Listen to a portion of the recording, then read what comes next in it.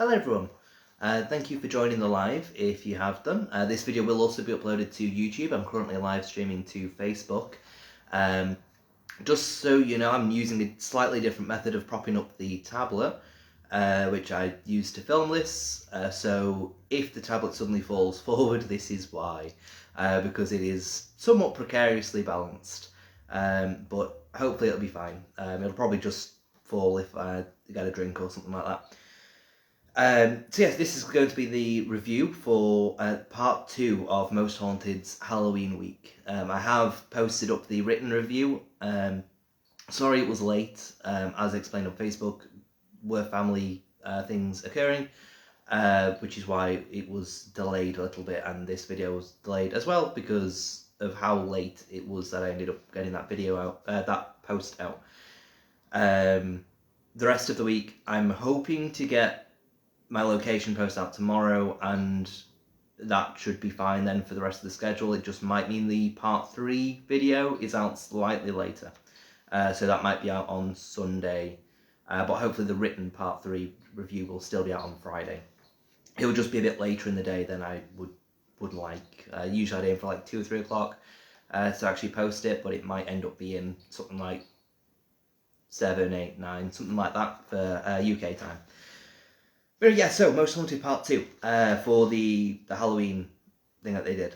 So I'm pretty sure I didn't even say when they posted that video. I don't know when they posted that video. They broke it down into 5 parts, and they didn't release it all in one go. I will probably have to update it just to say when they released the second part, because they did leave days between the parts. But yeah, if you haven't read the written up review, it's up on the blog, so thetrueparanormal.blogspot.com is there. There are probably things that I'll have mentioned there which I won't mention here, and there are things that I'll mention here that probably aren't mentioned there. It's very much so just, this is going to be me rambling about it, and just saying my thoughts, because I know they are lengthy posts. So firstly, I want to discuss what kind of expectations that I had going into the episode. I can't remember whether or not I discussed that at the end of my part 1 review, because the part 1, the way it was split down, or seems to be split down, because I haven't seen part 3, 4 or 5 yet. Part 1 was to discuss the history. It then went into random occurrences through the day, so they said they weren't expecting activity when they were doing their general shots for, what we'd see during an episode, so like the outsides of buildings and stuff, when they're discussing history, stuff like that. They were capturing those shots, and then stuff happened, so they were like, right, let's switch on the cameras, let's capture it on camera and things, which is fine, but it came across very inexperienced, as I've discussed. And then they did the walk around, and then that was all that video. There was no investigation. This part, the second part, is the first part of the investigation. And like I said, I can't remember if I discussed my expectations, because Yvette at the end of the previous one did say where she split everyone off to. So she sent Glenn, who is the acting skeptic, to the upper living quarters. She sent Greg to the hospital wing. He's basically just a cameraman. When I did my research, that's all I found out about him. With Glenn, he's a BBC radio presenter as well, which is why I say acting skeptic, because he isn't like Kieran O'Keefe. He's not a trained parapsychologist or anything like that. He is just someone who is skeptically minded, who they've brought into the team. Stuart, who has been there pretty much since day 1, I believe he is Yvette's cousin, but they sent him to the cottage, not the witch's cottage, or what they've dubbed as the witch's cottage. They sent him to kind of an old farmer's cottage, and they sent, and Carl and Yvette both went to the building. My expectations: Glenn is the acting skeptic, which means he's going to, if he is a good skeptic, he's not going to say every single sound is paranormal. So obviously, in a retrospective view, because I have seen the second part, so this is just trying to ignore what I've seen and saying what I'm pretty sure I was thinking before the episode. which is why I'm trying to explain why I would think these things as well. Glenn, the skeptic, therefore I would assume nothing is going to happen when it's just him there. Because he's not going to pass off everything as paranormal. And yeah, that's pretty much it. He's just where Yvette and Carl and Stuart and Greg might pick up on stuff and be like, oh my god, it's a noise, it's paranormal. I would expect the skeptic maybe to address it, but at the same time to try and debunk it. So I'd expect minimal activity for his area. Plus he's in the upper living quarters, which is an area that they didn't do in the walk around. So we've not seen that area at all. They didn't go around it in the walk around. They were in the lower level. He's in a couple of stories up, a couple of floors up. And we didn't hear them discuss it. They discussed about Oliver Cromwell staying there in history, but they didn't discuss anything else. So I'd expect minimal because they've not discussed it and because he's a skeptic. Greg in the hospital wing. So this is the area where in the walk around you have Carl seeing a face in the window, where Carl is injured, and where the key was thrown as well, and where they were hearing some bangs and knocks and things. Greg, I think, seems like a genuine person. So for him, I was probably expecting something might happen, something might not happen. It's in an area where they had a lot happen in the walk around, so I would put it all kind of centered around Carl. So I'd assume he's probably going to be hearing taps, knocks, things like that. So somewhere in between. Stuart in the cottage. Stuart, I've said this in written reviews, and I think I probably mentioned it in my previous video one. Stuart, from memory, tends to have things thrown at him. This might be accurate, this might not be accurate, I don't know. I watched Most Haunted when I was younger, so this is my memory of those times. My impression is he tends to have stuff thrown at him. And in the previous part, Yvette does say that stuff tends to happen to Carl and Stuart. So, you know, it kind of lines up with what I was already thinking. So I would assume here that Stuart has something thrown at him. Or some sort of... I'm going to say... No, I'm not going to say that because I have seen it and that is probably biased from me saying it. But yeah, stuff being thrown at him is what I would assume. Or at the very basic, stuff being thrown. Then Carl and Yvette, psychiatric building. I would expect knocking, 100%. I would expect something to happen directly to Carl as well. Or something for Carl to point something out at the very least. Just looking at the walk around alone, the amount of stuff that happened with Carl, and even looking at the previous investigation where they were at what they've dubbed as the witch's cottage. It was Carl who was hearing noises, seeing things in windows. So I would expect that trend to continue here, especially as it's Carl and Yvette. Glenn, the skeptic, is not present, although he was present for when Carl went down with the backpack.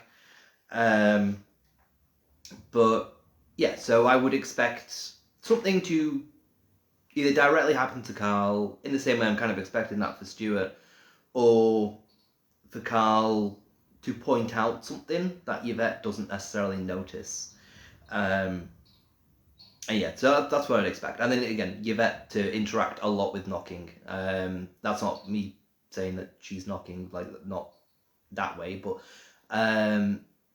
you know, for her hearing knocking and hearing knocks on the walls, and for her to be calling out. And a very, very, very important thing for me to mention here, because I don't think I did in the written review, is there is no establishing throughout all the footage we see for this episode for them saying to the spirits.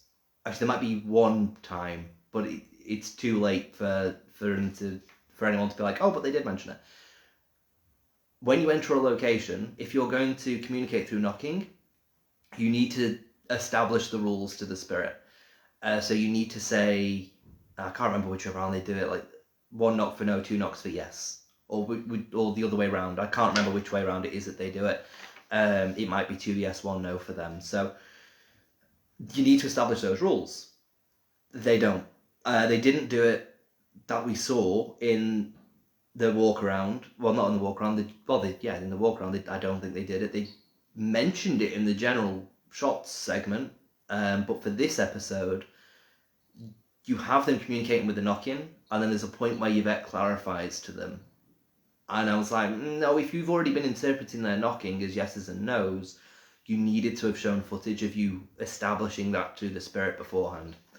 Otherwise, you just you are winging it. You are assuming the spirit knows it, but there's nothing to say that they do. Even if previous investigators have been there and used the same system, you don't know that as a fact. And even if you did know that as a fact, there's nothing to say that the spirit hasn't forgotten those rules. Or it's like myself just now. I wasn't sure if it was 1 for yes or 2 for yes, and the spirit probably won't remember either. So you need to establish it, which they don't. They reiterate it, but they don't establish it. So they were my expectations. Now, did anything line up with my expectations? In a way, yes. In a way, no. So with Glenn, his whole segment was very quiet. So that lined up. There are a couple of things that happen, which I will discuss in more detail later. I'm going to go through each team. I'm just going to do a bit of a summary now, just to discuss whether or not my expectations were met. And I have written up my expectations for the part 3 video at the end of the part 2 review. So you can see what my thoughts are as to what I think will happen in the next one with where they've been sent. But I will discuss it here as well. And yeah, so Glenn, very quiet, as expected. There are a couple of things that happen. You've got a noise, which he doesn't hear, but is highlighted by Yvette's narration. You've got him smelling tobacco, and then you've got a tap that turns on. They're the only things that happen. He doesn't experience any knocking, any banging, any footsteps, nothing at all. Just those things. So that kind of lines up with what I was saying, with it not expecting much from Glenn because he's the skeptic. Greg in the hospital wing, he experiences tapping and footsteps. I think there is a bang at one point. I'm not too sure. I think it's very, very early in his segment. His segment is a lot of him basically just doing laps, because he keeps hearing noises which are leading him to a particular area, and then he'll hear them from somewhere else when he's in that area. So it's a lot of him trying to settle in one place, but then these taps he hears, which I don't think are audible on camera. Some are, but I don't think all are. I think most aren't. But yeah, it's him just chasing these noises. So again, like I said, he has my expectations of him maybe having something, maybe having nothing. He did land in that area. He hears some taps, which aren't audible on camera. So that kind of lands in there. And then Stuart, it goes mental for Stuart. You've got all sorts of banging, and he says doors are slamming, and there's walking, and a point where I'm pretty sure there's a Costa cup that gets chucked, but he doesn't notice it. So again, like my expectation, stuff getting thrown. If that cup is what made that noise, then that's kind of something getting thrown. But yeah, he experiences quite a lot, which kind of is what I would expect. Now, granted, it's not something directly happening to him. It's not anything being thrown at him or anything like that. But it's still along the lines of extreme activity. And then Yvette and Carl, they experience a plethora of things as well. They experience footsteps, Carl refers to it as a scream. I don't think it was a scream. You have a couple of moans that happen. You also have the knocking and tapping and things, which, again, it's Yvette who interacts with that, and it's Carl who points out the scream, and Yvette doesn't hear it. So again, I was along the right lines for that. Was I 100% accurate? No. And it's hard for me to say what my expectations were in hindsight. But I think that it was somewhat accurate, which is why I've written them down this time to make sure of that, because that was very interesting. So, Carl and Yvette's section. There's a lot of narrative driving. There's a lot of it. My big issue with this, because if you look at my Pendle Hill review, so when they were first investigating what they've dubbed as the Witch's Cottage, I was very positive towards Most Haunted team. I hadn't seen them from probably a number of years at this point. I discovered that they got a YouTube channel, that they're uploading new investigations to that YouTube channel. So I was like, you know what? I'll look at that. And I remember the previous Pendle Hill investigation that they did, I think it was with Derek Akora being there as well. I think it was live streamed. I remember that investigation. I remember it being a bit... so I was like, okay, let's see if they've improved. And they did. It was really a really good investigation, I would say. But this time it's not really a good investigation. It's not good. That is my thoughts on it. I feel bad saying it, but you need to... If a team doesn't investigate well, you need to point it out, and you need to not drag them down or anything like that, but you need to say what they could do better. So this is what I'm aiming to do. So right away from the moment Carl and Yvette step in this building, in the psychiatric building, there's a narrative being driven very, very clearly. I have no issue with a narrative, because at the end of the day, they've got a slide at the start which says, if I can find my notes just so I can read out exactly what it says. The following programme is definitely not for entertainment purposes only, and not is in big capital letters. We stand by the legitimacy of this investigation. They say entertainment purposes only. That means that they're also going for entertainment purposes. It means that statement doesn't say this is research purposes. It doesn't say this is only a legitimate investigation. It says it is both a legitimate investigation and it's for entertainment. Therefore, I have no issue with the narrative being driven. A narrative is how you get viewers. It's how you then get views and money and all of that. Which, if they want to keep investigating these kinds of locations, I don't think I wrote down how much it cost for them to investigate this location. I did find out it was in the thousands. I can't remember how many thousands. It might be 2,000, it might be 12,000. I feel like it was somewhere between that, and I'm inclined to say 12,000 for them to investigate for one night. And that was a minimum price as well of that. So they have to make back the money. It's why this is split into 5 parts, because then they get like 5 times the views, basically.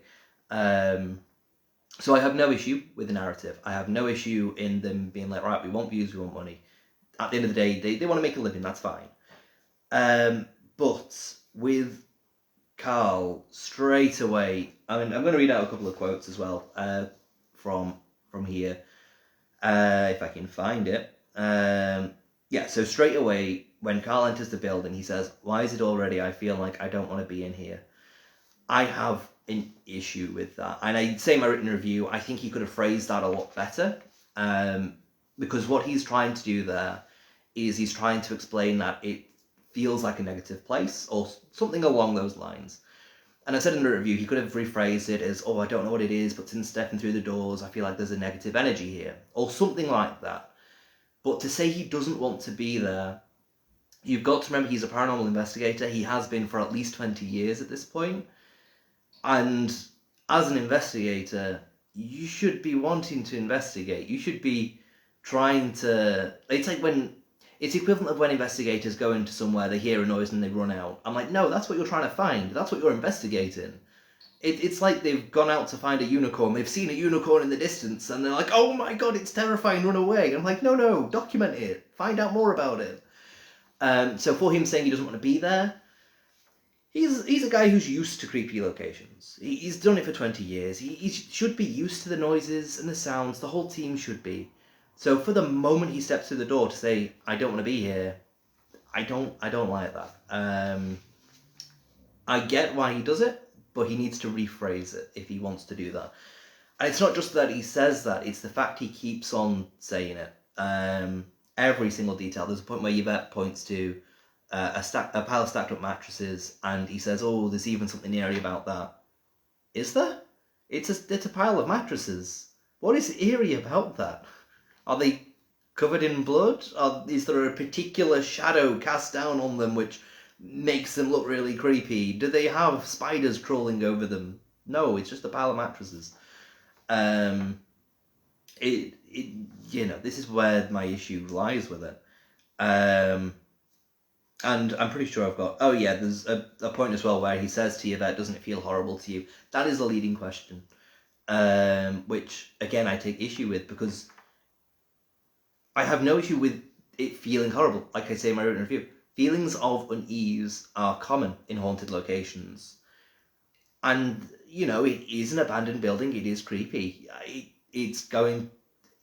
straight away your flight or flight, or flight, whatever it is, that response is going to kick in. So I have no issue in him feeling uncomfortable. But for him to say to Yvette, doesn't it feel horrible to you? It is a leading question. If it feels horrible to Yvette, she should say that off her own back, not because Carl has suggested to her to say it. And she does agree. She says that she's hating it. But again, nothing's happened. If they'd heard, if they were experiencing what Stuart experiences, absolutely fine for them to be like, I feel really uncomfortable, I don't want to be here, there might be someone else with us, it might be someone who isn't a ghost, because you've got to remember, they're in an abandoned building, there could be other people there who, as Stuart says, are sleeping rough. But they've only just entered the building, they haven't heard anything, they've not experienced anything yet. You've got to remember these things when watching it, and nothing's happened. They're used to these environments, but I get it's all the narrative that they're pushing, but they're pushing it too much, and they're pushing it in the wrong way. At least that's what that's what I think. That's it. No issue with narrative being pushed, they won't be used, but you need to try and be a bit more subtle. It's probably the feedback from that. And he's pointing to all sorts of things. There's a glittery thing on the door as well, which he points at and says, oh, it's things like this. And then there's some stuff on top of a wardrobe, and he says, oh, it's things like that make it worse. And every single thing, even jumps at a couple of noises that occur, and yeah, it's not great.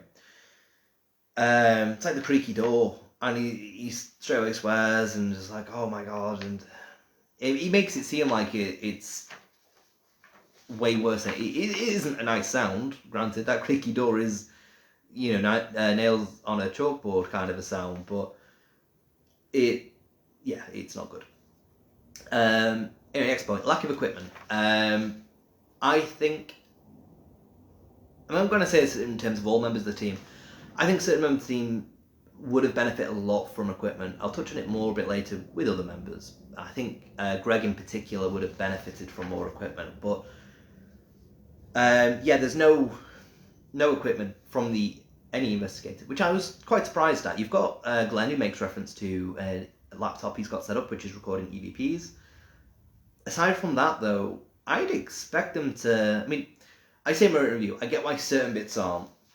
I think it's just an expectation thing, right? Anytime you see any investigators these days, they're there with a K2 meter or a REM pod or cat balls, something like that, and they have none of it. And I'm quite surprised that they have none of it, but I get why they don't have some of it. The REM pod and the K2 meter might go a bit haywire because there is electricity running through the building, so they might be unreliable. But with cat balls and things like that, carry it around in your pocket. You can switch it on and off. If you have to do what Greg does and run into another room for whatever reason, then there's nothing wrong with walking through a place and being like, oh, we're getting activity in this room, which they get, and then being like, right, I'm going to put down a couple of cat balls and see, can you light up the cat balls? So then you question, why don't they do that? Because they do stop in rooms occasionally to discuss stuff with spirits through the knocking. So it's like, why don't they use cat balls? They did in the Witch's Cottage one. They had a couple out on a mantelpiece type thing, or on a fireplace, which I don't think we heard about ever again. But yeah, it struck me as a bit odd that they didn't have anything. They were just going purely on audio phenomena and what they were feeling in the location, which isn't very scientific. You need to try and take these things and make them physical in some way. So even if that is lights flashing or whatever, it makes it more tangible to line up with what you're saying you're experiencing. Then you've got other activities. So you've got a couple of moans that happen. You've got the scream, you've got knocking, and you've got footsteps. The moans, as I've said in the written review, you don't see Carl's face on camera during either of these moans. Again, I'm not saying that it was Carl who made the noise, but both members of the team, this ties into lack of equipment, both Carl and Yvette need to have a camera.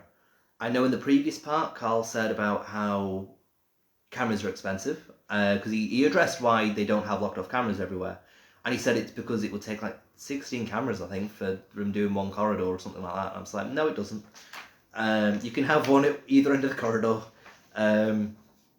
Especially, to cover every single angle, yes, but at the very least, every single member of the team needs a camera. And every member of the team does have a camera, except Yvette. And she needs to have a camera, and that way she can be filming Carl can be filming her, or something like that. And then when these moans occur, or when footsteps occur, you can see their feet in shot, you can see their face in shot, you know it's not them. Again, I'm not saying it is them, however, you've got to question why they didn't both have a camera, and why they're not trying a bit harder to try and rule out these possibilities. So that's what I think about the moans. They were creepy sounding. They sounded echoed. They did sound decent. Not decent. They sounded distant. But again, you've got to question the lack of cameras. The scream, I think, was just the door. So there's a point in the investigation where Carl hears a scream. You do hear it on camera as well. It is not just Carl saying things. It is a legitimate scream type sound that happens. He refers to it as a scream or a whine. And it happens at the exact moment a door stops moving. So Yvette is opening a door, peering into this room. This noise occurs. You can hear it on camera. Carl hears it. It makes him jump. Yvette doesn't hear it. I think this is because Yvette's opening the door, so any noise from that door she wouldn't register. And I think that this is a noise from the door and she doesn't register it. Carl says, oh, did you hear a scream?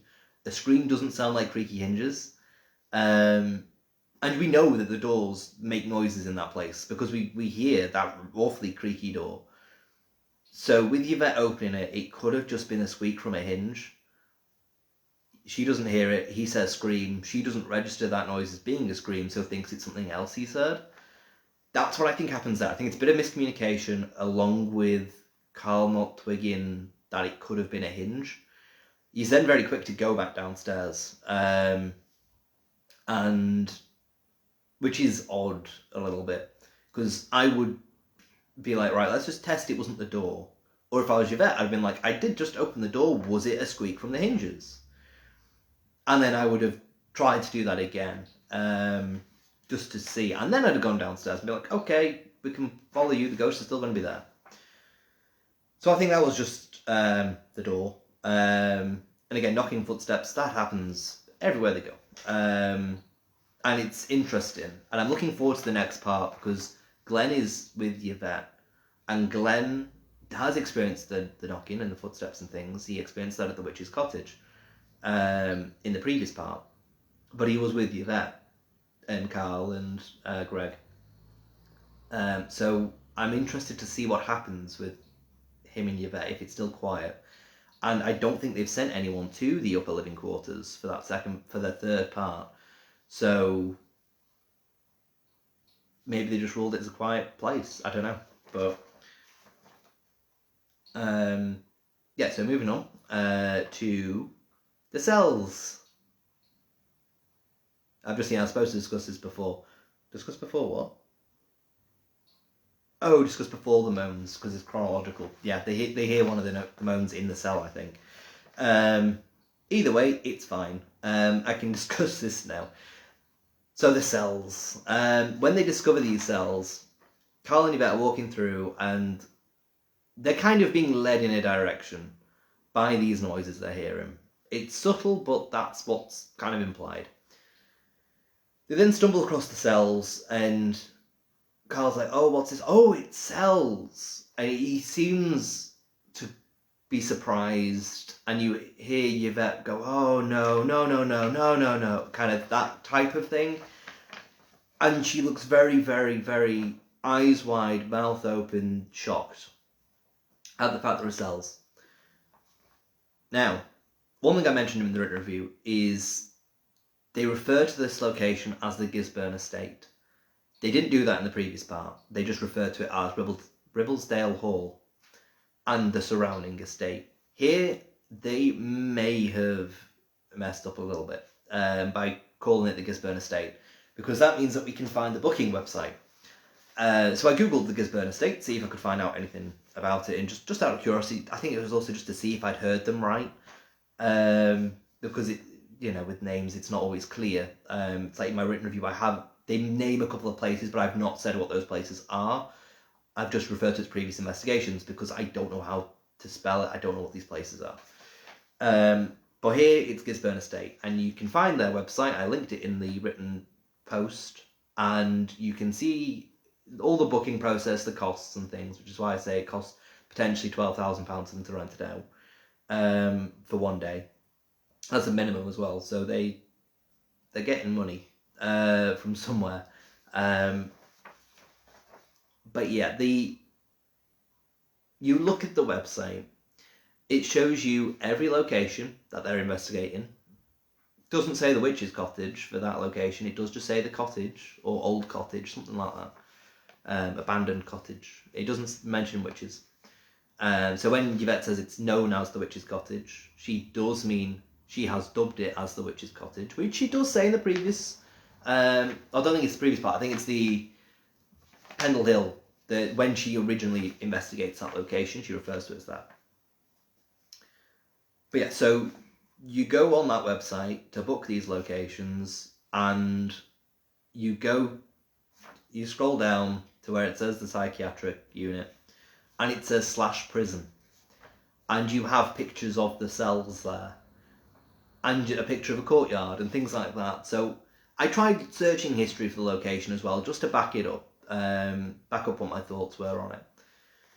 Because for all I know, they might be surprised it was a prison. They might not know of that because they've done their research and they're like, you know what, nothing says prison aside this website, so we're not going to judge it as a prison.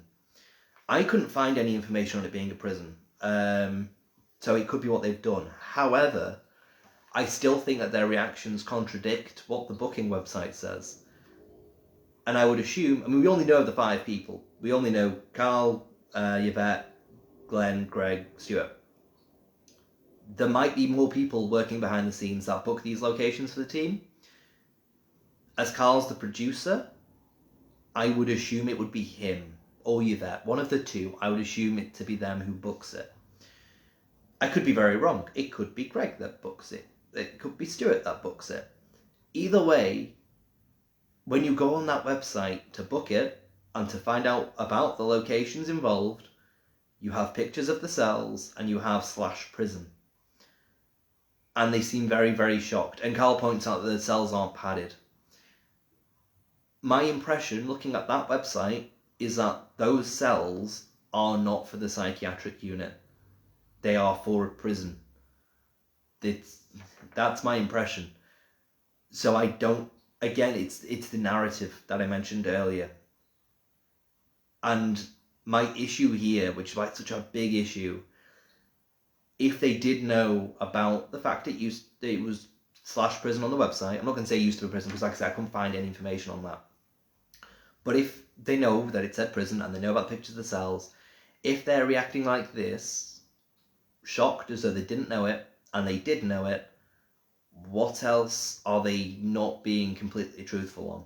That's my issue. It just raises questions. It doesn't do them any favours at all. It's fine them saying, I've never been in this building before, but when you have the website say prison and include photos of the cells, you're going to research the location to some extent before going there. This is the booking website. They have definitely seen it, that part of this website. So it's this is why I'm just like, it puts things in doubt. Like I say, the first investigation was brilliant. The initial cottage investigation, fantastic. But with this investigation, the whole video, aside from Glenn and to an extent Greg's parts, it raises questions. Carl, Yvette, Stewart, all three raises questions, and it's not ideal. There's then parroting that occurs between the moans, which to me came across as, I didn't say this in the written review, but being completely honest, it came across as somewhat scripted. It felt very clunky. Because what happens is the noise happens, I think it's the moan that happened, the first one. And then I'm going to look at my notes so I can see specifically what happens. I think it's the part 2.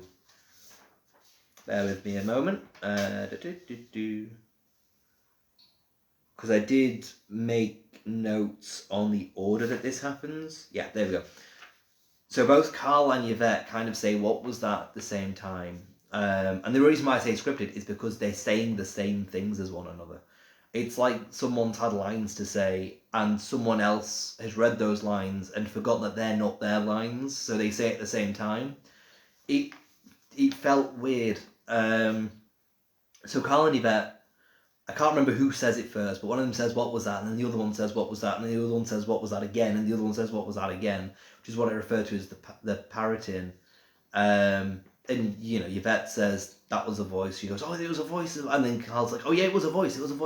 I'm just like, why are you parroting it? They're mimicking one another at this point, which is why I'm just like, huh? That's why it felt clunky, and that's why I refer to it being, like, seeming like there is a script there and that they've messed up lines, because I'm not saying that there is that. I'm just saying that's how it felt. Because it felt clunky, like poorly written dialogue. It didn't feel natural. Like they were reacting to something in the moment. It felt very off. I could be very wrong with that. It is just, in my opinion, that's how it came across. But yeah, it was a bit bizarre. And then there's the Jenga tower as well, where Yvette looks at this Jenga tower and says they've made Jenga. She says it, and I looked at that. At first watch, I initially thought, is she referring to the spirit has made Jenga? She could be referring to patients. She could be referring to other people who visited the building. But for her to point that out, to me, it implies it's the spirit. I could be very wrong. Again, it's just an interpretation. But it feels a lot like she said the spirits have made Jenga. Because you hear stories about other locations, other haunted locations, where they stack chairs and stack all sorts of weird things. But, so that's why it came across as that to me. Could be very wrong, but if Yvette points it out, she needs to elaborate. She needs to explain who has made the Jenga. Instead of just saying, they've made Jenga. Who has made the Jenga? Patients, spirits, other visitors? Who? Otherwise, there's no point in pointing it out. And she seems somewhat surprised as well when she says it, which is what implied to me that it's spirits.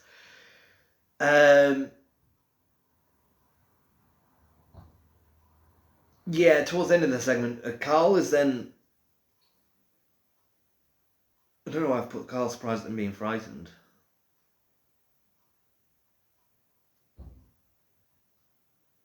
I have no idea what that note refers to. I've just put Carl surprised at them being frightened, and I have no idea what that refers to. I know that he gets surprised that stuff happens. Towards the end, he says stuff's actually happening, as though they've experienced something that wasn't intended. So that was a bit, yeah. It was a bit strange. Again, when stuff happens and they seemed really surprised stuff was happening in this investigation, the whole thing came across as though it was their first time investigating a location. It was as though they were skeptically minded. They went to a location for the first time. all this stuff happens, and they're like, oh my god, we've actually had stuff, my worldview's been shattered. And this is what I commented about Stuart. It feels the same way. I'm just like, you've been doing this for 20 years. You've claimed amazing bits of evidence of paranormal activity, you know?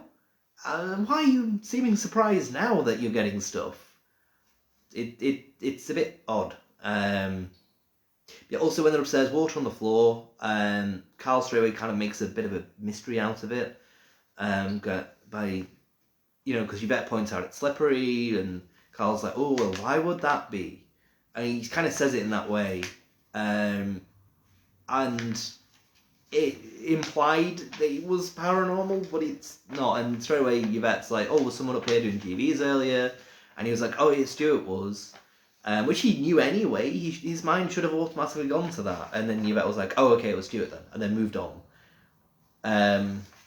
But Carl seemed like he wanted to linger on it. And I'm just like, why would you want to linger on it? It's an odd detail to linger on. Also, another point. He says he'd entered the building early, which is great for him to acknowledge. He said he was looking for Stuart, but didn't make it far, and then left. There's an upstairs. If he was looking for Stuart, one, why didn't he call Stuart? And two, why didn't he search the upstairs of the building? It's a fairly big building. He could have been anywhere. If you just shout from the door, he's not going to hear you if he's upstairs. At least I wouldn't think he'd hear. I could be very wrong, but it came across as odd. And then, the very end of their segment, so this is the final bit we see of Yvette and Carl for the episode. There is a point where I think they've messed up. And this is something I don't understand. I have rewatched it.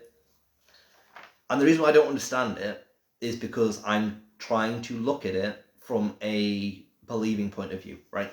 So you've got two ways of looking at it, either skeptical or as believer. Personally, I believe in the paranormal, but I don't think every single thing that happens is paranormal. You look at that end bit, one, there's a weird cut that occurs, and it's a very noticeable cut as well. There is another cut that happens in the video with Greg, but that's quite well hidden, because it's as he's switching off a light switch, so he clicks the light and then it shows his face. So you don't twig that it's a cut because you associate the light switch as doing something has happened. It's one of those where it's quite sneaky. But with Carl and Yvette, he goes from looking at one area, he doesn't move the camera, it just suddenly switches to another area, so it's a very obvious cut. But then shortly after that cut, Yvette, I'm pretty sure, says, are you there? I'm going to find it. I'm going to find what she says in my notes. And I can't remember if this is before or after the cut, by the way. Yeah, so I put the cut as being beforehand. I could be wrong with this. But it's around the time she's asking for the spirit, to copy her, because she's whistling and she's asking that. Then I've said that a cut happens here. I don't know if it does happen before or after this dialogue, but Yvette then does say, are you here? And a distant noise occurs, which sounds like speech. It isn't clear what is said. It's not clear who says it. Personally, I don't think it sounds like Yvette or Carl. It sounds male. I pointed out in the written review, you have 3 other members of the team who aren't present, who are male. You've got to ask questions, No one comments on it. The thing that makes it odd is no one comments on it. And it's very clear. You can hear it very, very easily. Good example of how clear it is. When I first watched Most Haunted episodes, I watch it, used to watch it on my tablet in headphones, now I watch it on my laptop in headphones because the headphone port on my tablet is broken. But I watch it in headphones, full volume, so I can hear every single noise they are pointing out. And for the most part, you can hear the noises.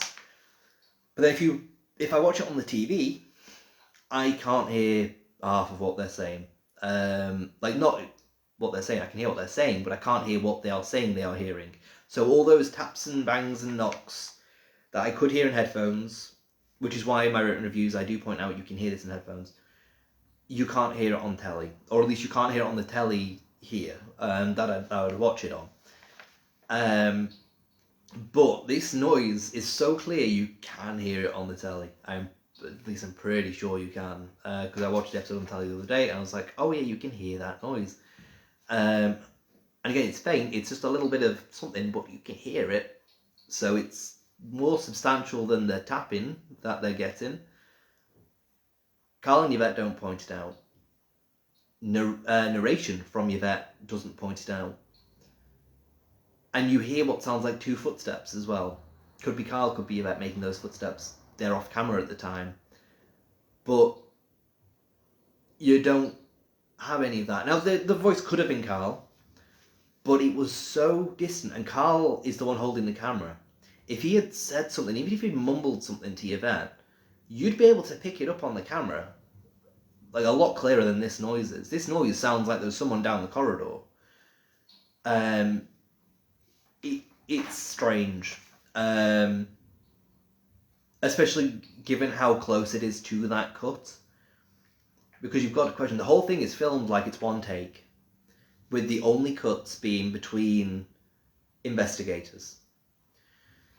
I mean, you've already got to ask why if they cut between investigators. I think it is just to vary up the video. But this cut in the middle of, well, it's not even in the middle, it's towards the end of their segment. It's just before they leave. It feels like they've cut something out, especially given it's a very notable cut. It's not like the camera is pointed in the same thing and then there's a brief cut, so it's a slight shift. It's a big cut, and you do hear a voice, and they don't point it out.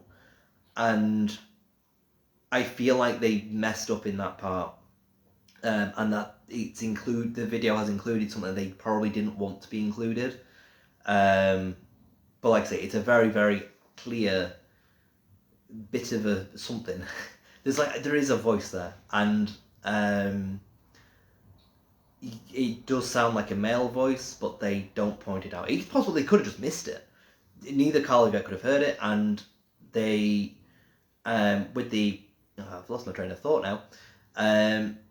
And when looking through the editing, it's possible that they just didn't pick up on it.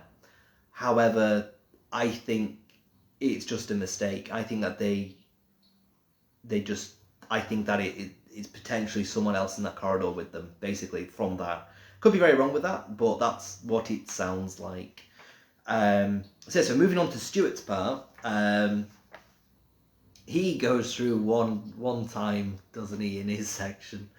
He has a lot of activity, but he doesn't show behind the counter, and he doesn't show behind a door, and the way he films from within one of the rooms, he doesn't show the edge of the door, which he needs to. He keeps going up and down the stairs and things, and he hears all these noises, and he shouts up the stairs saying, okay, I'll be up there in 30 seconds. Why tell the spirit how long it's going to take you to go upstairs? Just go upstairs. As an investigator, if you're hearing a noise, you need to commit to, I'm going to go upstairs because it'll show that there is no one there making the noises. And I know he explains, if I go upstairs, everything will stop, it'll then happen downstairs. That's fine. Go upstairs, do a proper sweep like what we have seen Carl do in previous videos. Show behind the doors as best you can, because they know how to do it. Carl's done it in previous videos. Stuart will know how to do this. And show behind the doors, go back downstairs if you hear noises there, show behind the counter. That counter was very big. Someone could have been there, and he never goes behind the counter in that video. He doesn't show it. And you've got to question why. And from a skeptical point of view, it's very easy to make the argument of, you've got 2 people in that building with Stuart, one hiding upstairs behind a door, which Stuart is not showing behind, and one hiding downstairs behind that counter. And when Stuart goes upstairs, the person downstairs comes out of the counter, or kicks the counter, slams doors, stuff like that. And then he goes downstairs after a good bit of time pondering, Because you also notice whenever Stuart speaks, you don't hear any banging or knocks. That's another point. It's like when he hears footsteps above him, they happen a little bit, then they stop. Stuart talks for a good bit of time. He stops talking. It all starts again. It doesn't happen at the same time. And you could argue it's because he's you could argue that it doesn't happen at the same time because he's waited for it to stop and then he's spoken. But it's just when it starts again, it starts not in the middle of his speech. You could argue the camera isn't picking it up, but and so when the door slams, really he should have gone outside, turned around, while standing outside, shown either side of the door. That's what he should have done. Or he should have done that. Because whoever slammed the door could have been stood outside on either side of that door. He doesn't show it. And he should. And that's a big criticism I have of Stuart in this video, is I don't think he does enough to show that there's no one else in the building with him. Also, a good point to mention here is that I think the Most Haunted team should timestamp the clips. I think that they should, because then it'll indicate how much time passes. I suspect they don't because of these cuts that happen. And I get timestamping could potentially be a bit awkward to do, but I think that they could do it.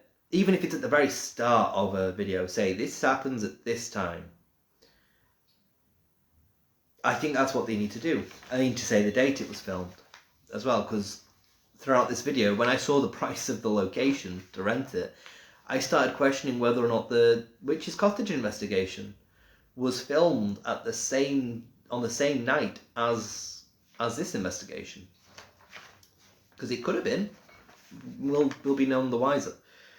And it would explain why they don't reference that investigation in this video. And it will explain why there's no other shots of the location used. So yeah, this is the criticism I have of it. There's also, he hears noise in the pantry, which I do think sounds like something being chucked in there. And he goes in and he says, "Oh look, there's nothing to move in here," because he says that there's movement from there. But you very clearly see a shot of what looks like a Costa cup just lying, like a coffee cup, lying on its side on a shelf.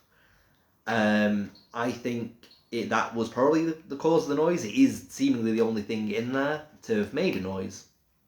And I think now Stuart could have been looking through the night vision and not looking through the night vision. He might not have been looking through the night vision. If he wasn't looking through night vision, he should have been. You're not going to find out what it was making a noise if you're looking in a very dark space. So yeah, that's my criticism there. And if he was looking through the night vision, why didn't you see the coffee cup? It was right in the middle of the shot. He points the camera directly at the coffee cup and doesn't mention it. Which again, all these things add up to make him seem like it's his first investigation. It makes it seem like he's never done this before and doesn't know what he's doing. But he does. He's a very experienced cameraman. He's a very experienced paranormal investigator. He's been all sorts of locations for around 20 years. And he's been the cameraman for all of them, I'm pretty sure. And you look at things like this and you're like, how have you not seen that? Why are you not looking behind the doors? It should be standard practice. Also, when he goes up the stairs, he kind of contradicts something Carl says. Because he says when he goes up that the stairs seem safe.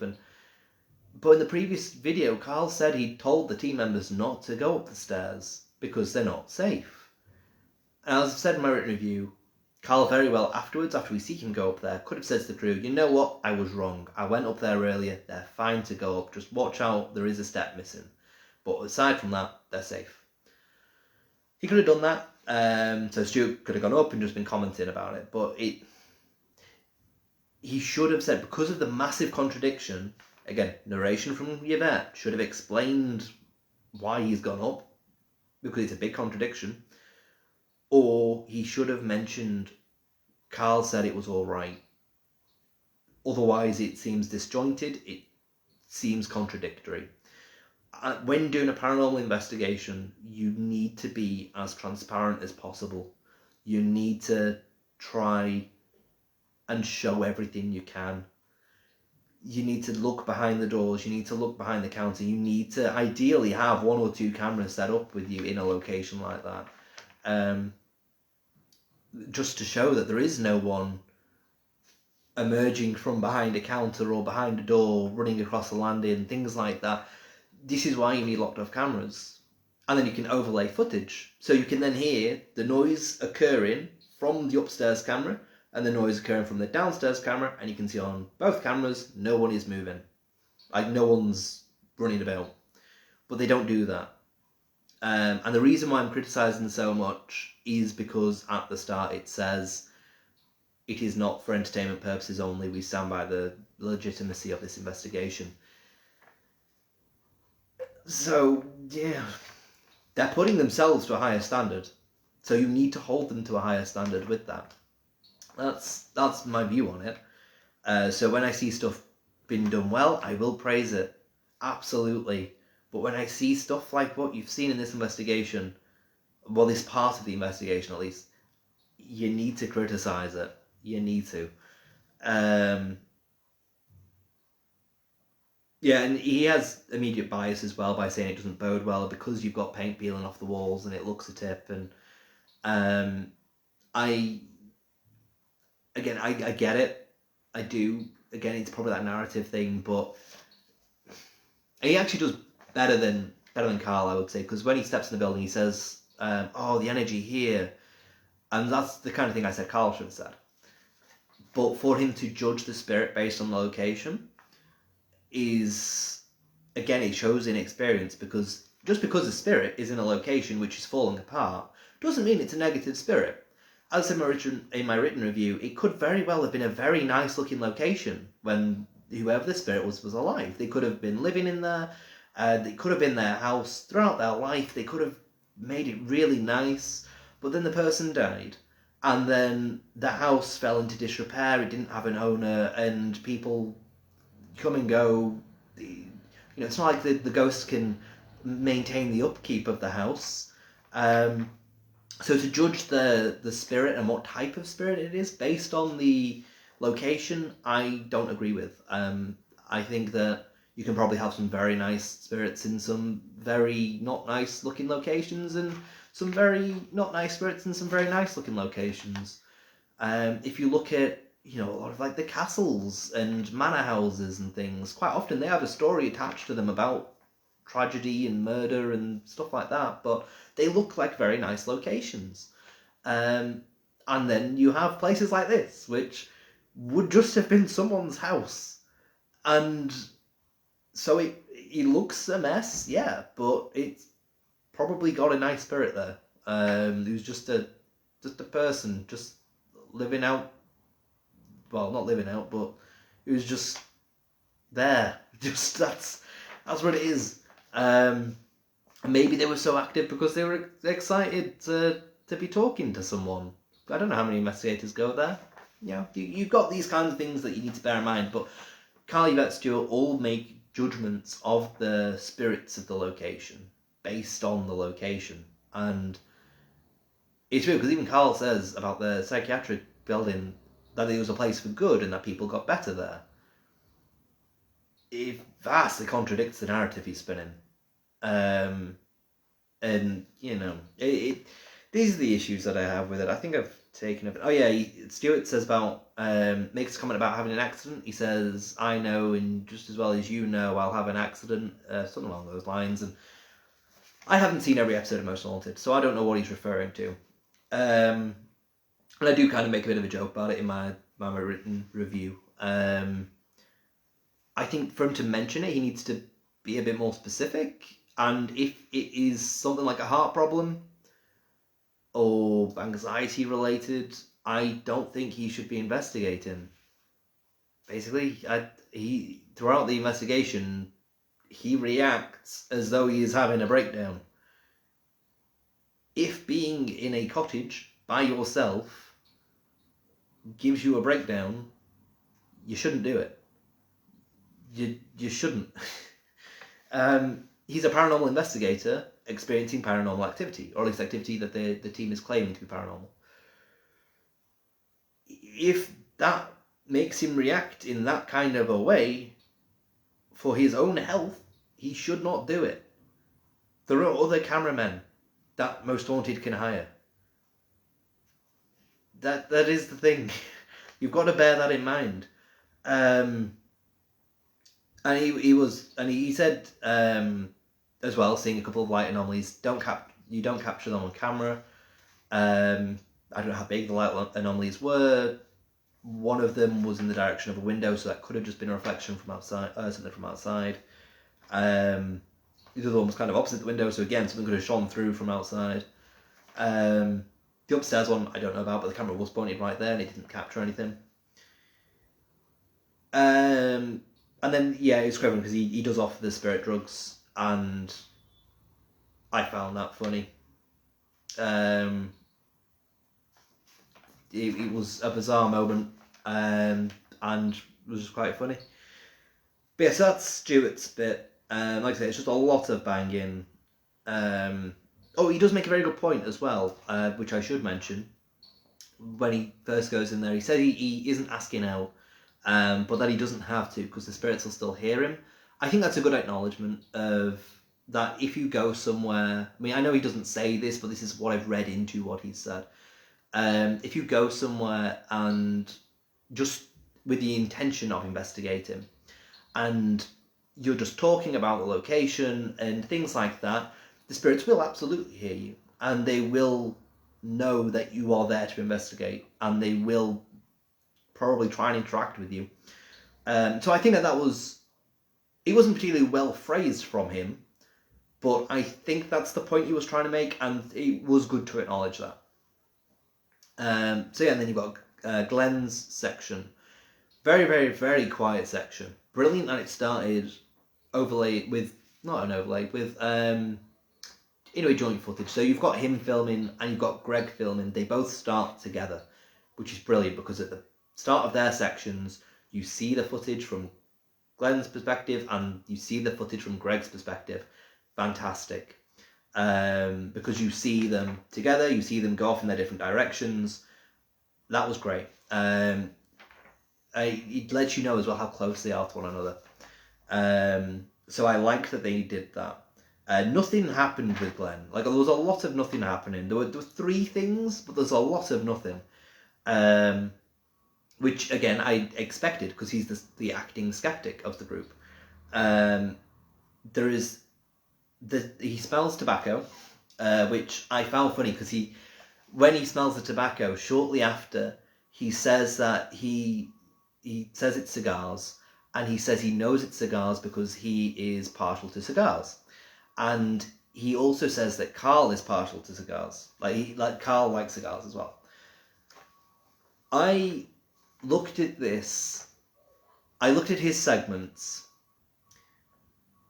and there are certain comments he makes. He says Carl likes cigars. He kind of pokes a bit of fun at Yvette by saying, "Oh, this would be a great bit for Yvette to investigate by herself because it's so quiet." There's also, he says he's still expecting for something to happen towards the end of his segment, just before the tap turns on. He also makes a comment about the child's laughter, but the main 3 things are expecting something to happen, Carl smokes cigars, and it's so quiet Yvette should have done here. I looked at this section, and I could be very wrong with this, and it's just the look on his face when he says these things. He kind of does this little cheeky smile. And it reminded me a lot of Kieran O'Keefe back when he was on Most Haunted. And, Kieran O'Keefe famously outed Derek Acorah, as it were, for getting external information, is probably the best way of saying it, on the spirits there. And I think that Glenn is potentially, I could be very, very, very wrong with this, it's just the comments he makes and the little smiles he does, I think he's potentially doing the same thing that Kieran O'Keefe did, but instead of to a psychic medium, to Carl and Yvette, I think. But I could be very wrong.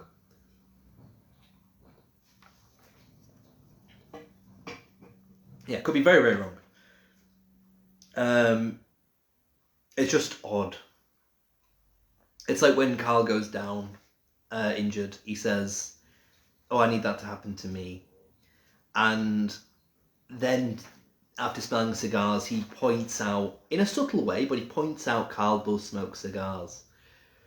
He doesn't say that it's because Carl has been there smoking cigars. He does, in fact, say, "I can assure you no one's been smoking today." But he still mentions the detail. And obviously, you've got the comments I've made about Carl already. He's one more thing in an already pretty stacked case against Carl, I would say. So yeah, and then with him poking fun as well, being so quiet, and should have been there by himself and things. I think again that's. I know he's a skeptic and he doesn't really believe it, and that paranormal. It's why he's there, but he's not a trained skeptic, so he isn't pointing out things a trained skeptic would do, like a trained parapsychologist like Karen O'Keefe. But yeah, I think that there might be some subtle outing occurring. So it'll be very, very interesting to see what he says about the future parts, because I do think he implies Carl may very well have been up there and lit a cigar or something like that. The laugh occurs as well. So you have narration from Yvette highlighting what she refers to as a small child laughing, which occurs right before he says he smells cigars. I believe, right, the camera picks it up, Glenn doesn't hear it. I believe it's an audio overlay. The noise itself sounds strange. I've described it in the written review as a hiccup. I think it's an audio overlay. I could be very wrong with that. It could just be a noise he didn't hear, or like with the scream with Carl, right? When I said that was probably just the door squeaking. It just sounds odd, and they emphasise the sound and things, but I think it's strange, especially given the timing of it, because it's literally moments later that Glenn says, "Oh," and it's said that you can hear a child laughing in these halls. Why does that laughter occur so soon before he says that? It's strange timing, and I always say the paranormal thrives on coincidence. I always say that, because that is often the way it happens, as I have found in my own investigations, that you might be discussing something and then something will happen around you relating to it, or the other way around, and you're like, "Oh, that was a coincidence," that kind of thing. So it could have been that. Maybe Glenn did hear it, and maybe that's what prompted him to comment on it. Maybe he subconsciously heard it, and that prompted him to say about it. It could be that. But yeah, so it is an important thing to comment. I think it was an audio overlay, but I'm not sure. He also says about the history. He mentions Oliver Cromwell when he's walking around, which I thought was a very good thing for him to do, and is something I've critiqued Most Haunted for in the past. That when they're at a location, they don't reference previous times they've been to that location, and they don't really reference the history of the location that much when they're there. So for him to make the comment of, "Oh, over the years it's been renovated, etc., and you wouldn't think it was a room Oliver Cromwell would stay in," I like that he did that. It was a good point for him to have made. And I think that all the team should do that, really. I think that all the team should reference the history of the place more often. Because throughout this whole video, they're not figuring out what the spirit is. They're walking around interacting with random stuff, and they don't know what the spirit is at all. The closest you get is Carl and Yvette with the knocking, asking if they're a patient, which I think they respond to as yes, which they eventually determine. But they're not really figuring anything out. It's a lot of just them walking around and reacting to random things. It's not an investigation, is my thought on it. But yeah, anyway, so then you've got Greg, who I said earlier basically just hears lots of tapping and footsteps and is just led around a big circle. But I need to say, absolutely fantastic. Previous review, I said the Most Haunted team need to investigate Carl. They need to investigate why stuff happens to Carl. And Greg kind of does, which, absolutely fantastic. Straight away, the first thing Greg does is he says to Glenn, I'm going to go back to the operating theatre and I'm going to investigate what happened to Carl. Well, he doesn't say that. He says, I'm going to see if I can get injured like Carl did. Fantastic. Brilliant thing for him to have done. Absolutely amazing. And he goes there, he puts the camera down, he stands in the exact spot Carl was stood, and he calls out to the spirits to punch him, to kick him, to push him down, and all of that. And they don't. They don't at all. Instead, what he gets is tapping occurring outside that room, which leads him outside that room. And at first he doesn't react to it, but then like loud noises occur, so then he does go. And he very quickly goes, he picks up the camera, he runs out, he shows both sides of the corridor. Absolutely fantastic. You could critique, he doesn't go into each room. You could respond to that by saying, there's no point, there are so many rooms and so many corridors. Whoever, like, if there's someone there with him, they could easily do loops around him. Easily. And that's kind of what he describes as well. He says that it seems like someone's creeping up on him. And like someone is trying to avoid him. And it led me wondering, is he doing the same thing I suspect Glenn might be doing? Because it's strange, you've got Glenn and Greg kind of questioning the happenings, but with minimal activity.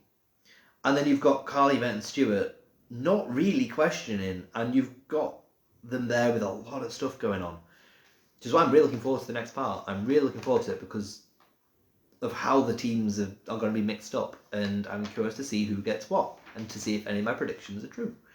But anyway, yeah, so he's as quick as he can be. He just goes around switching off lights and things. And there's the weird cut when he switches off lights, which I don't know why that cut happens. Skeptics would say weird cuts in paranormal videos occur just before or just after something happens, right? Nothing happens beforehand, and it does seem like one long take before he gets to there, but then nothing happens afterwards, and then it cuts anyway to go back to Carl and Yvette. So I don't know why that cut happens. It's very strange. So the only thing I can think of is something was caught in the shot that shouldn't have been caught in the shot, or because that was a skeptical way of looking at it. If you're looking at it as all being legitimate, the other reason why there might be a cut there is because the video was going on for too long. But you can see Greg doesn't go far through the building. The light switch, it's where the key was thrown. So it's where the door was, where he eventually establishes it's something about this location where all the tapping is. There's a light switch there. He flicks the switch, and then it goes to his face. And I'm pretty sure he's still in the same bit of corridor, just further down. I don't think he's that far away from where that light switch was, which is very strange. And I don't know what it is. It could have just been like really bright flash on the screen, could have been random things. But again, I think they need to highlight the cuts and explain why the cuts happen. And again, I think that Greg would have really benefited from having equipment. I think if he had at the very least some cat balls, something like that, because of this run around, I think he should have had some cameras. He should have had 1 or 2 cameras. Again, I know Carl said about 16 cameras or whatever to film a corridor. You don't need that. You just need strategically placed cameras. You don't need them covering every single angle. You just need them strategically placed so that you can capture where someone might walk through. So when Greg looks down that corridor on either end, you just need one placed either end looking both ways. Yeah, the distance might get blurry or something like that, but you'll capture the footage. You may not capture the audio or anything like that, but you'll capture the footage. And you can overlay or, not overlay, you could put side by side and say, this is when Greg heard the noise, this is what was caught in the corridor. Play it at the same time and be like, look, no one is running through that corridor. Or, oh look, that light switched on by itself. That's how you do it. That's how you should do it. You don't need 16 cameras. And once you've bought a camera, that's it. You bought a camera. The expense is gone. And they're clearly willing to spend a lot of money on locations, which means that they should be willing to spend a lot of money on the equipment that goes with the location. And like I say, like, once you've got a camera, you've got a camera. Just take care of the camera, and you're not buying a camera for every single investigation. Or even if you did that, just add a camera per investigation, something like that. It's...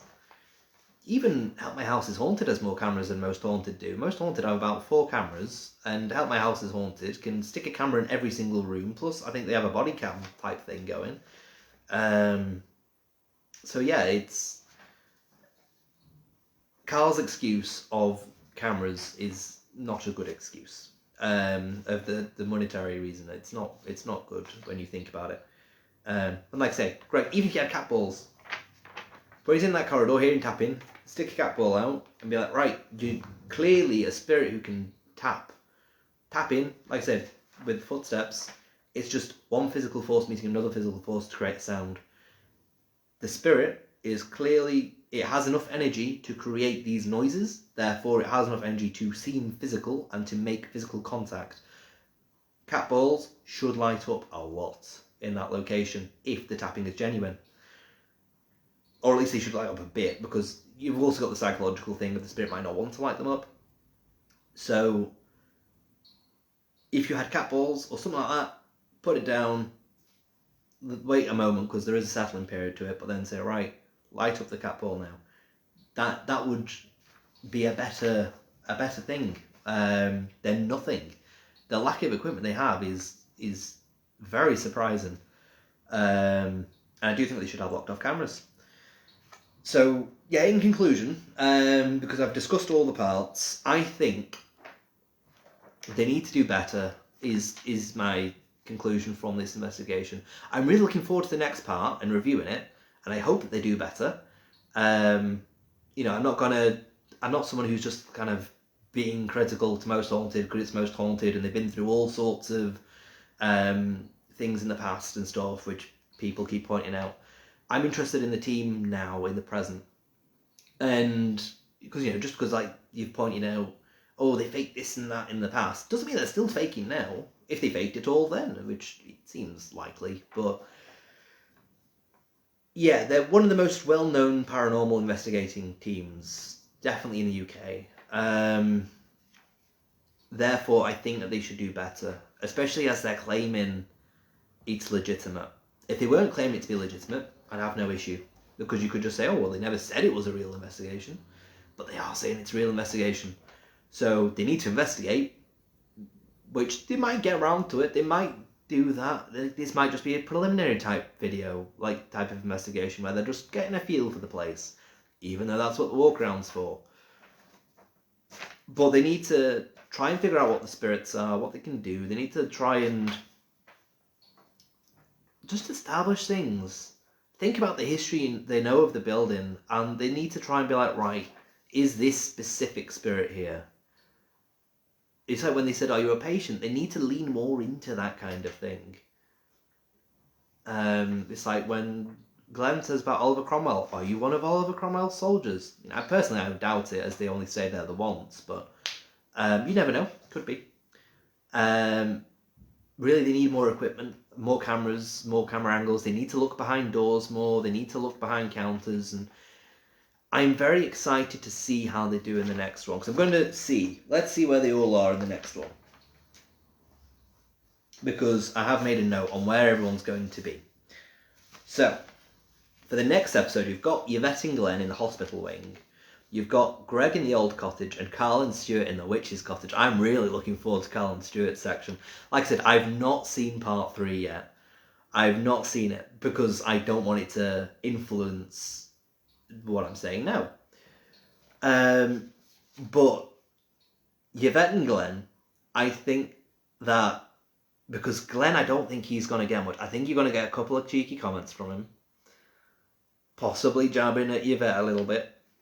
I think you're going to have some knocking, because always happens with Yvette. that there's some sort of knocking that happens. It's the hospital wing, so that's where where Greg was hearing taps and knocks and footsteps. So I think you're going to get the same. I think that's going to be very much more of the same. Will you get something thrown?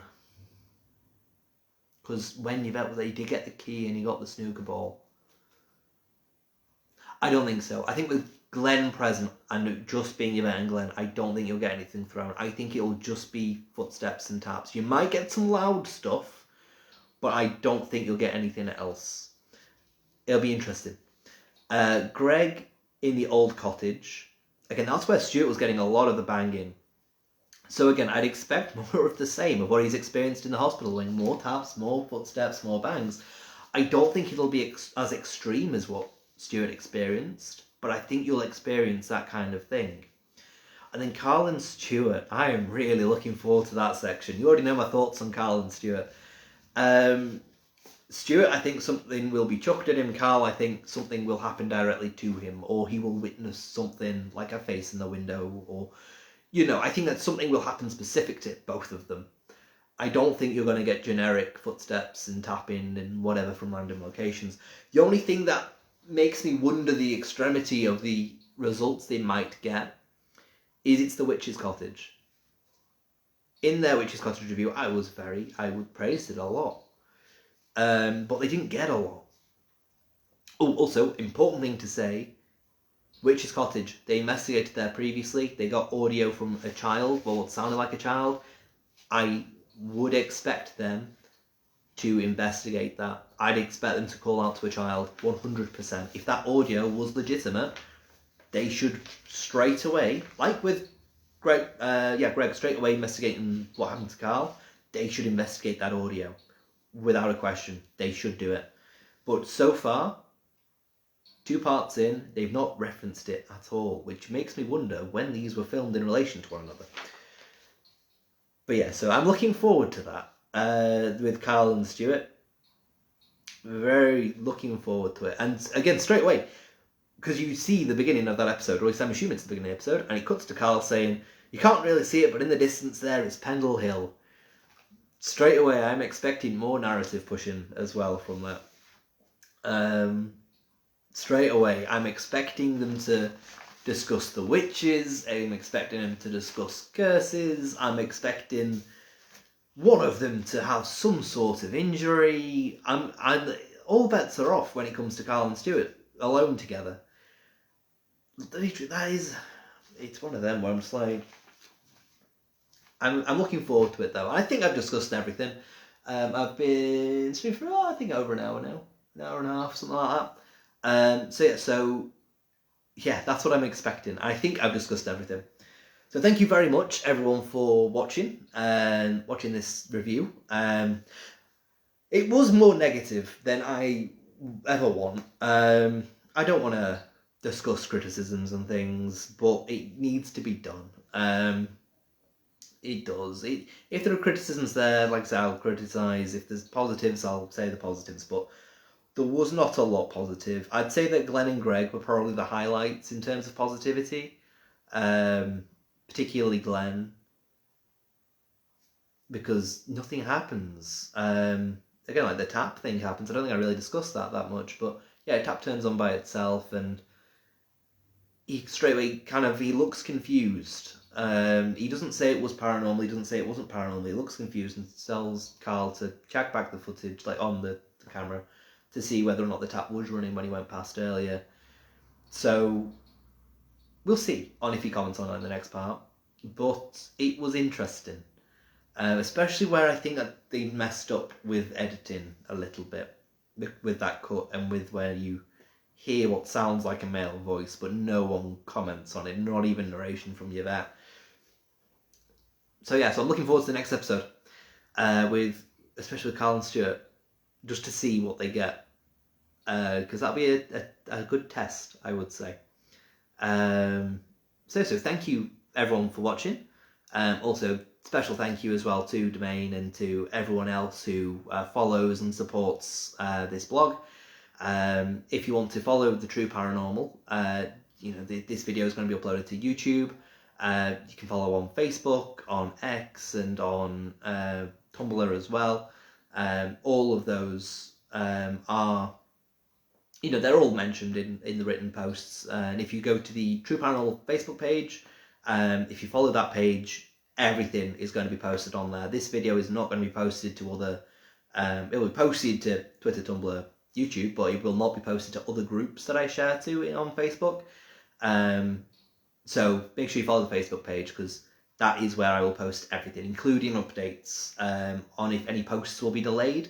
I don't do those on Twitter and Tumblr and things. I just keep that to the posts. But on Facebook, that is where you get notifications for everything. So thank you very much for watching. And I will hopefully do another live video like this. It'll either be Friday or Sunday, I'm hoping. Because tomorrow I'll be hopefully posting about Culzean Castle, I think is how you pronounce it. Castle in Scotland. And if everything goes to plan, Friday will be the day I'm posting my part 3 Most Haunted review.